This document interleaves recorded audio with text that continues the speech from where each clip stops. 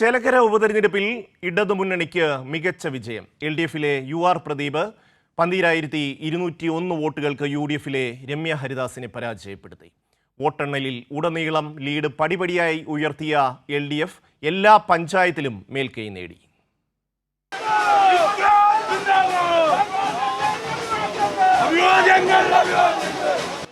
UR Pradeep 64,827 വോട്ടും രമ്യ ഹരിദാസ് 52,626 വോട്ടും നേടി.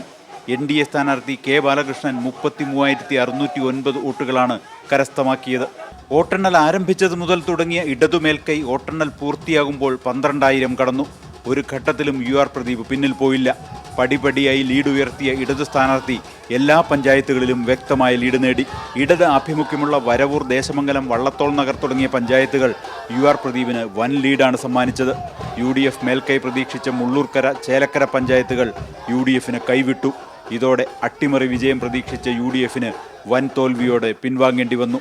ചെറുതുരുത്തി പഞ്ചായത്ത് ഉൾപ്പെടുന്ന മൂന്നാം റൗണ്ടിൽ മാത്രം 2,053 വോട്ടിന്റെ മേൽക്കൈ UR പ്രദീപിന് നേടാനായി. ഇടതുമുന്നണിയെ പരാജയപ്പെടുത്തുമെന്ന് പ്രഖ്യാപിച്ച് പോരിനിറങ്ങിയ PV അൻവറിന് കനത്ത തിരിച്ചടിയാണ് ചേലക്കര നൽകിയത്. അൻവറിന്റെ സ്ഥാനാർത്ഥി സുധീർ 3,900 വോട്ടിലൊതുങ്ങി.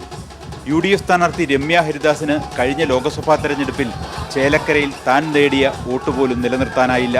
2,569 വോട്ടുകളാണ് UDF പെട്ടിയിൽ നിന്നും ചോർന്നത്. 2016 താൻ നേടിയ 10,200 എന്ന ഭൂരിപക്ഷം വർദ്ധിപ്പിക്കാൻ UR പ്രദീപിനായത് ഇടതുമുന്നണിക്ക് നേട്ടമായി. അങ്ങനെ ഇടത് തേരോട്ടത്തിനാണ് ചേലക്കര സാക്ഷ്യം വഹിച്ചത്. സംസ്ഥാന സർക്കാരിനെയും ഇടതുമുന്നണിയെയും മനസ്സിൽ ചേർത്തു നിർത്തുകയായിരുന്നു ചേലക്കര ജനത എന്ന് പറയാം.